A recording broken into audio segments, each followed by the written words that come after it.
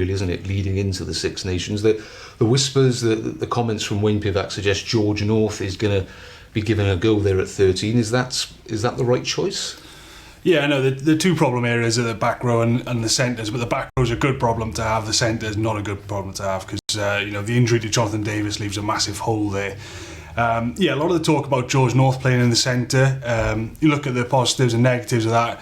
The positive of that is he gets his hands on the ball a lot more. He's one of Wales's biggest attacking weapons. The more he gets the ball in his hand, the better. I suppose the downside maybe is a position that he hasn't played a lot of. He has played there, but it's notoriously a difficult position to defend. And there are fears that he might get caught out there, obviously not playing there very often.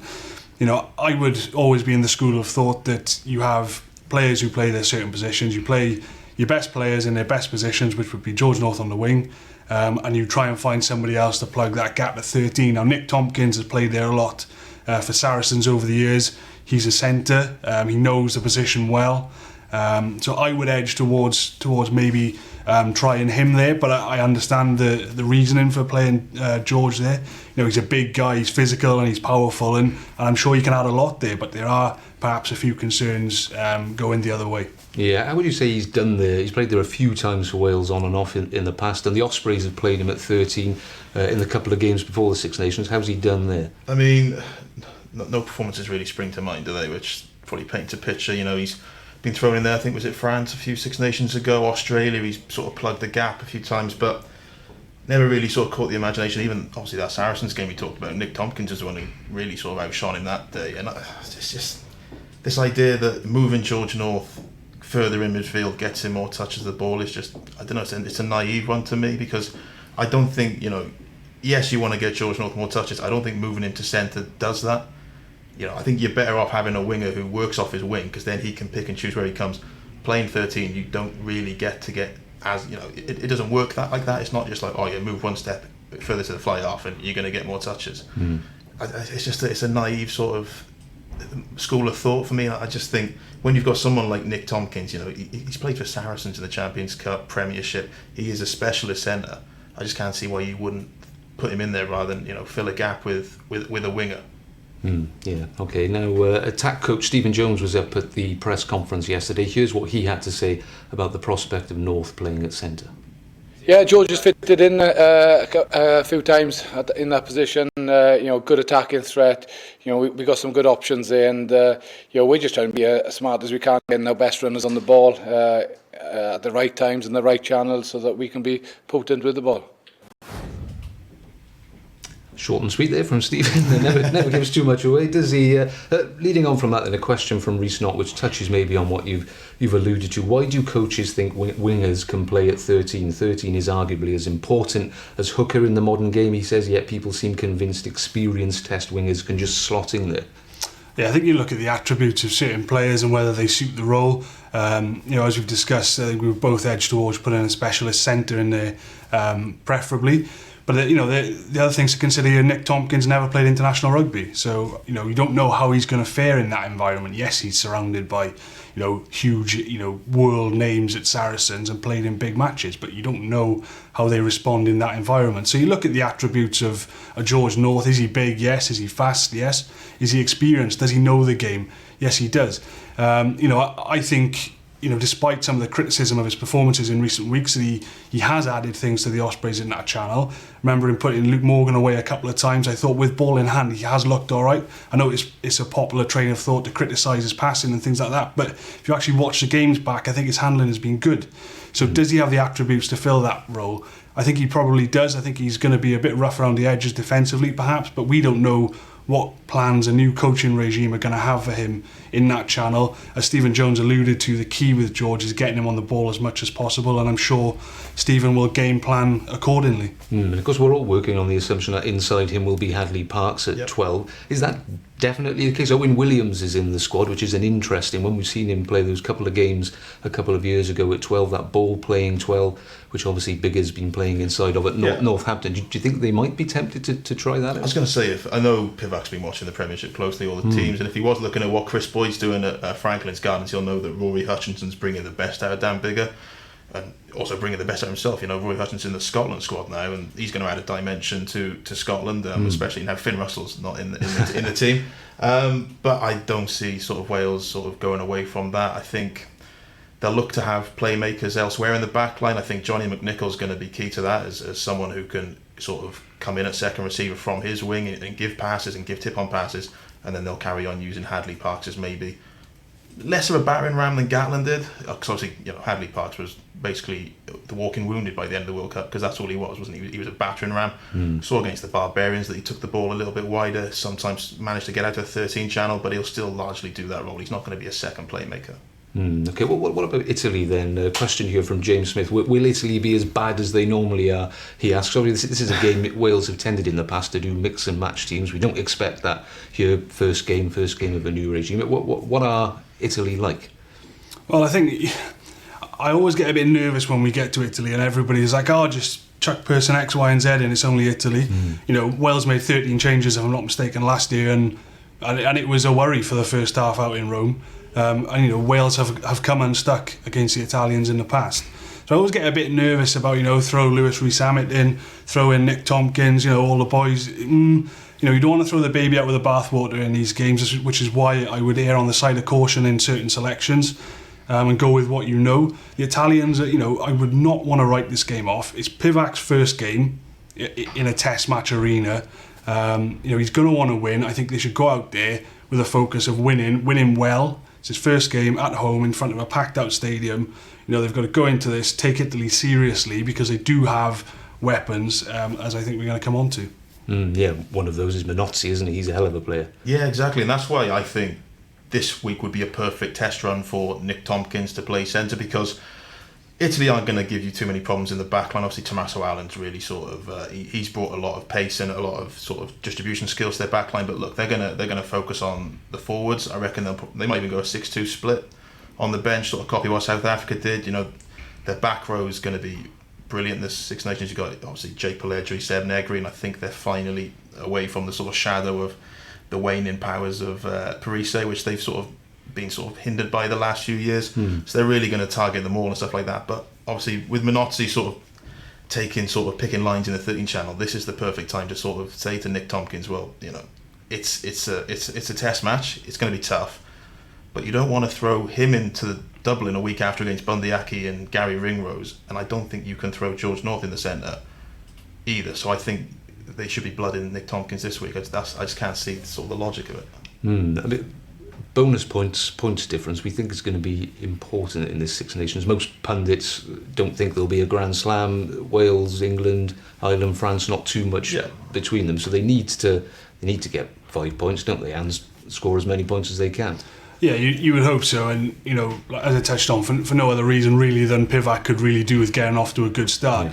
You know, I think a lot of people are perhaps sleeping on England a little bit. I would be concerned about England winning the Grand Slam if I was the other coaches. You know, you've got to fancy them a little bit in this competition. But I guess that's the message, really. Bonus points are only a factor if you allow them to be that way. Wales won the Grand Slam last year without getting a try bonus point. So, you know, if you win the Grand Slam, you win the championship. That's the simplest way to do it. And personally, I would be looking at England. And if you're Wales or Wayne Pivac, stopping England is the biggest challenge, I think. Yeah. Let's have a couple of questions then. Mike Richards says, must Wales fans lower their expectations this year? Many pundits have us finishing fourth behind England, France and Ireland, he says, and the bookies aren't exactly confident. I think Wales are third favourites, as they are most years, to be honest. What do you think most Wales fans will be expecting Wales to win the tournament again? Obviously, Sam Warburton said the other day that they always go in with the expectation to win now. It's interesting because obviously everyone's saying, it's a new coach, so it'll take time for him to bed in his ideas. But what we've always seen with sort of new coaches coming in after World Cups, you know, think back to Warren Gatland 2008, Eddie Jones 2016, if there's a sort of an established body of players there, well, you just tend to ride the wave of what they're doing for the first 2 years. And then it's usually the third year where, you know, results dip and you start breaking that team up. So I can see sort of Pivac and Stephen Jones just sort of getting the best out of this team, not necessarily winning the tournament, but they're going to be ultra competitive and largely where they were under Gatland for these next 2 years. And then maybe it's that third year where we start to see Pivac really sort of break apart the team and sort of shape things like Eddie Jones did in 2018 before the World Cup. We've been chatting this morning, Matt, actually, about how important this Six Nations and this year is. There was an announcement this morning that the World Cup draw for 2023, which seems a long time away, but the draw is later this year after the November internationals, and your rankings at that stage determine which seeding you have. So Wales can't afford a bad Six Nations, particularly with a summer tour to New Zealand and a difficult game against Japan as well in the summer. Yeah, and it's difficult to overstate really the importance of this draw and the seedings going into it, because obviously for the 2015 World Cup draw, Wales were 9th in the rankings when the draw was made. They ended up in a pool with Australia, England, Fiji and Uruguay. Now, 4 years on, they were 8th in the rankings, so they just squeezed into that second tier, and they ended up in the same pool, but you take out England and you put in Georgia. So that's the difference between being in pot 3 and pot 2. So, Wales are currently 4th in the rankings, which is a good place to be. They're currently in the top seeds for the draw if it was done today. But like you said, a couple of defeats in the Six Nations and you're going away to New Zealand, we all know how difficult that's going to be. And suddenly you go into the autumn campaign and you're right on that sort of 6th, 7th, 8th border. And if you drop below 8th, then you are beginning to look like you're in a really tough pool for the World Cup. So it may sound, like it's not a big deal, but, like I said, it's the difference between playing Georgia or playing England in the groups. That's where the Japan game could actually be more important, isn't it? Because obviously you won't lose too many ranking points losing to New Zealand in Auckland, but lose to Japan in Japan, that could have a bit more of a detrimental effect. Yeah, absolutely. Interesting year ahead then. Another question, and Aaron Anthony, focusing on the team selection again. He says, do you think that if Biggar starts at 10, which we think he will, and kicks the goals, should they go for McNichol at 15 instead of Halfpenny because he offers more of an attacking threat, maybe enabling Reece Zammit to start on the wing? I think this is what Jiffy was saying. This was Jiffy's team yesterday, wasn't it? It was, you can see the logic because obviously last year or so under Gatland, Liam Williams was the fullback. He had that jersey. So if you think, well, Liam Williams is the first choice fullback, you might as well start someone who plays similar to Liam Williams, and that's Johnny McNichol, just for this one game. But I don't see Wales doing that. I think Lee Halfpenny's been playing out of his skin, and there's no guarantee that Liam Williams gets back into the fullback jersey when he is fit. So I think it's a fresh slate, and Lee Halfpenny's going to be the man in possession of that jersey. Yeah, is that doing a disservice to Halfpenny, that line of thinking? So, let's face it, a lot of Wales fans, or a proportion of Wales fans, probably don't watch too much regional rugby, and they won't be aware of how Halfpenny has been playing for the Scarlets. How good has he been as an attacking force? Yeah, well, since I suppose during the World Cup, the Uruguay game springs to mind. We had man of the match there, notwithstanding the opposition. Yeah. And did well when he had to come in for the semi-final against the Springboks. Since then, he's been playing well over Christmas. He had a little bit of a wobble. I think it was against Toulon in the European Challenge Cup. So he's been playing well. I think he deserves to start, and this sort of falls in that bracket of what I was talking about earlier with just because it's Italy, we feel like we can make all these changes to the side. I'd be very worried. I'm very cautious of doing that, especially if we are going to end up with your George North in midfield. You need players who are very assured in their positions around him, and we've got a guy Ben touched on earlier. For me, Italy's danger man, Tommaso Allan. He single-handedly dragged Italy back into that game in Rome last year. He can kick, he can run, he can pass, and he puts people in holes, and he was brilliant in the second half in Rome, and he can cause Wales problems. So you're going to need people in there who've been around the block, know the scene. Nobody covers that channel better than Lee Halfpenny, and he's bringing back that attacking game that we know he's got in there, but it's been missing for a few years. It's coming back, and I would be starting with Halfpenny at full-back. Yeah, okay, fair enough. A final one to finish, away from the rugby field, actually, more of an event question, I suppose, from Graham Jones, who says, what are your thoughts on the Principality Stadium going cashless? Is it a ploy from the WRU to cut down on drinking? He says, this is yesterday's announcement that the bulk, almost the entire stadium, will be cashless for the first time this Six Nations. So if you're used to filling your wallet full of notes to buy your beer, you're not going to be able to do it this week. Do you think there'll be any issues with that? Do you think people, or is the modern way?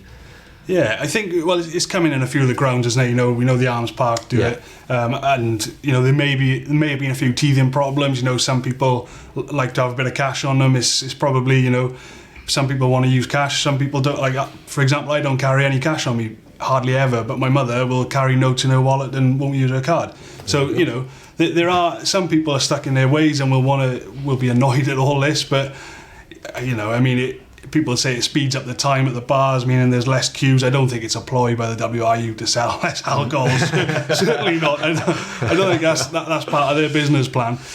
But it just apparently speeds up queuing times and all the rest of it. So, like I said, I don't think it's only an issue if people don't know that it's going on. So make sure you take your cards. I never get to go as a fan anymore. I know you get your yearly pilgrimage as a fan, and you'll probably be drinking the dark fruit. So as long as you remember to bring your card, it's all right. But I'll be in the press box. Okay, thank you, chaps. We'll leave it there on that peculiar note. Thanks for joining us. As always, thanks for all your comments and questions. We'll be back again tomorrow and every day throughout the Six Nations. So we'll see you then. Take care.